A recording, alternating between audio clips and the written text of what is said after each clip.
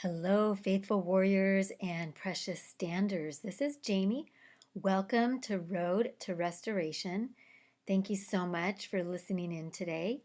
I hope you're doing well, and I just wanted to let you know that I am so proud of you for continuing to show up, for continuing to press forward, for not quitting, for not giving up, for growing in the Lord, because this is not an easy journey. In fact, standing is probably one of the hardest things you'll ever have to do, and it is not for the weak. And I just want to say that I'm so proud of you, and I am praying for you, I'm cheering you on, and I just want to encourage you to keep going and don't quit.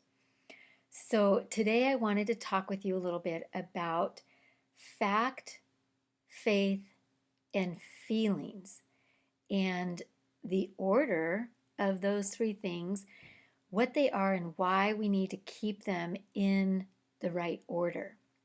As you know, going through this journey of standing, going through separation or divorce with your one flesh, with your covenant spouse, dealing with possibly a counterfeit or betrayal, rejection, all of those different things can stir up so many different feelings inside of you. And it's so easy to put our feelings ahead of the facts. However, if we do that, we will fail. We will not make it through this storm. So, just like a train has an order to the train cars, for example, when you have a train, the first car is usually the engine, and that's the powerhouse that pulls the train along. Then you have your railroad cars, and then at the end, you have your caboose. And if the order of those cars get out of order, then the train's not going to function properly. It's not going to be able to do its job. And that's true in our journey as a Christian, in our journey as a stander. We have to have fact before faith, and all of those before our feelings. We must keep the facts of God's word, God's promises, God's faithfulness, God's sovereignty. We must keep the facts of who God is and what his word says first over our feelings. And keeping the facts on the forefront then should lead us to act in faith. And then the feelings have to be the caboose. The feelings have to come at the end. And most of the time, we have to really suppress our feelings and not allow our feelings to affect us. We have to become really good at pushing our feelings aside and saying, I am not going to believe what I'm feeling. I'm not going to act on what I'm feeling. I'm not going to base my beliefs on what I'm feeling, because feelings are fickle and feelings will mislead us, and feelings are in direct conflict most of the time with the facts of God's word, his promises, and his faithfulness. So, in order to live by the facts, we have to know the scriptures. We have to know the word of God, because this is our foundation. This is our sure foundation. This is our solid rock, our immovable foundation that we have to stand on through this storm. So we live by the word of God. We have to have the scriptures in our heart, in our mind, on 3x5 cards in our back pocket, taped to our bathroom mirror, on our voice memos on our phone, whatever it takes, however we need to have those scriptures available and accessible to us at any moment, at any time during our day, then we have to make them accessible, because this becomes our go-to. The Word of God has to become our go-to. And I know for me, when those feelings rise up of fear or doubt or anxiety, when I get that knot in my stomach, when I face the reality of what's going on and just think, oh my gosh, am I really in this position? Am I really a stander? Then I have to bring myself back. I have to center myself on the facts. And I've been literally just using that word, and I've been saying to myself, okay, what are the facts? And out loud, I will start declaring and speaking out and proclaiming what I know to be the facts, such as, God, you are faithful. You complete the work that you started. Nothing is impossible for you. You brought us together. We are one flesh, and what you brought together, nothing will separate. God, you say in your word that whatever we ask according to your will, we shall have it. I mean, there's so many promises. I could just go on and on and on about the promises that we have, the facts that we have to stand on. And sometimes I even say, God, it is written, or this is what the sovereign Lord says, or I'll speak out, hear the word of the Lord. And this helps build my faith too. This helps build my strength in my proclamations and my declarations, because I'm reminding myself that this is the word of the Lord. And remember, the word of the Lord never returns void. So anything we speak out, anything we declare that's based on scripture, the enemy has to flee. The enemy has to respond when we speak out the word of God. And really, when we're feeling pessimistic about a situation, when we're feeling hopeless about a situation, when we have doubt or fear creeping in, really what that is at the root is it's actually a denial of our faith. It's a denial of who God is. It's a denial of God's word, because God's word says in Romans 8:28, all things work together for good to those who love God, to those who are called according to his purpose. So right here on this one verse, we can firmly stand on the fact that everything that is happening in our life right now, everything is working for our good. That's a promise. That's a promise you can proclaim. That's a fact. That is a fact that you can stand on. So every time there's negativity or pessimism or doubt or fear creeping in, we can see that as denying the word of God and denying faith in God.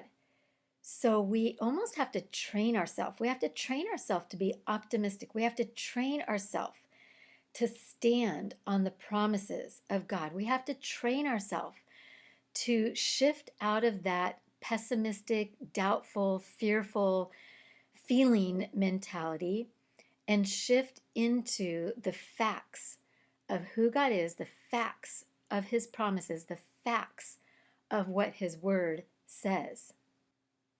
And really, even taking it a step further, in addition to proclaiming the word of God, to proclaiming his promises and the facts, would be turning ourselves towards praise and thanksgiving, because that really shows our trust in the Lord. That really shows our belief in his goodness. And that would be putting on the garment of praise. Putting on the garment of praise at all times, no matter what, that is, I think, the ultimate of showing our faith in God and God's promises and God's word and in the goodness of God. And in Nehemiah 8:10, it says, the joy of the Lord is your strength.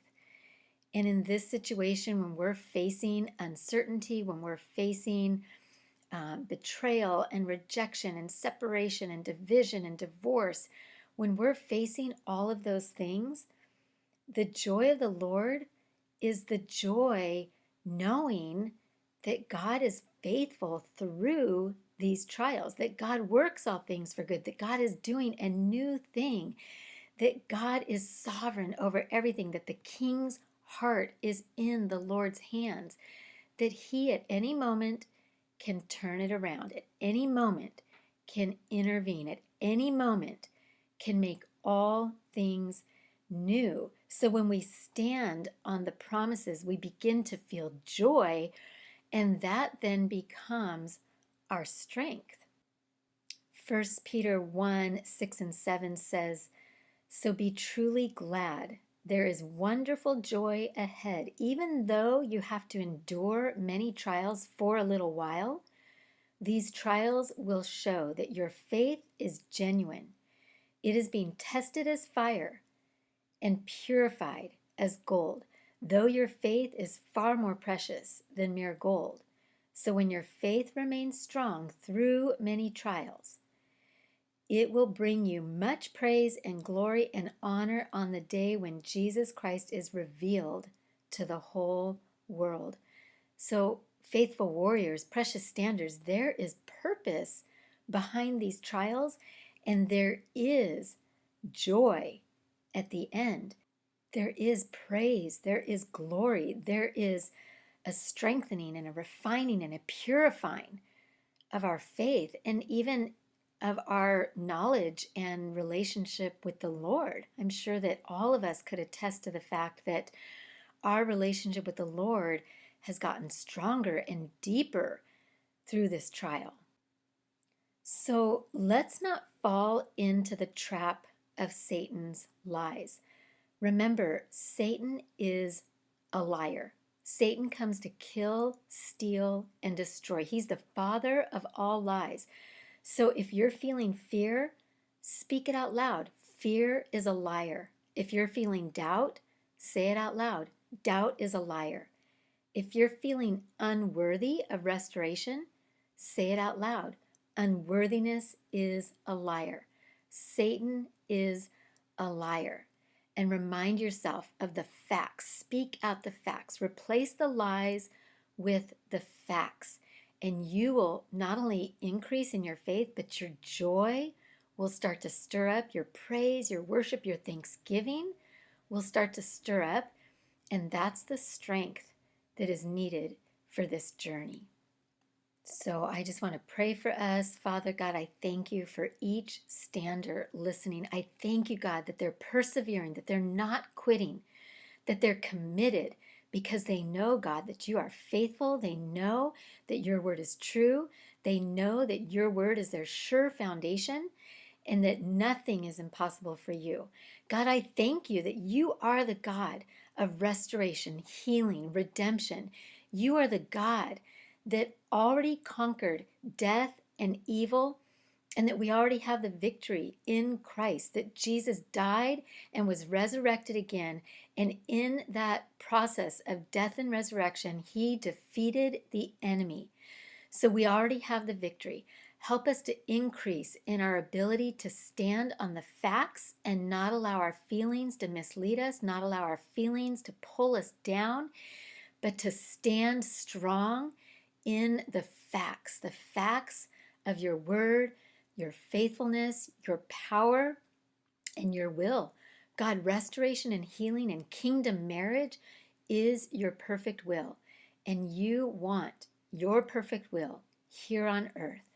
So God, strengthen each one of us as we go through this journey. Strengthen us as we speak your word out. Strengthen us as we proclaim your word. Strengthen us as we praise you and thank you for what you're doing, what you've already done, and what you're going to do.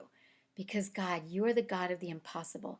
You are the God that works all things together for our good.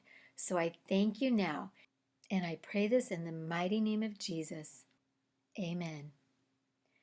Thank you so much for joining me today. I hope that you're feeling encouraged. I hope that you have some tools to continue to stand firm through this journey. Please like and subscribe and share my channel. I'd so appreciate it. And remember, I love you. I'm praying for you. Stand strong, keep fighting, and do not quit because God can and will restore your marriage. Bye-bye.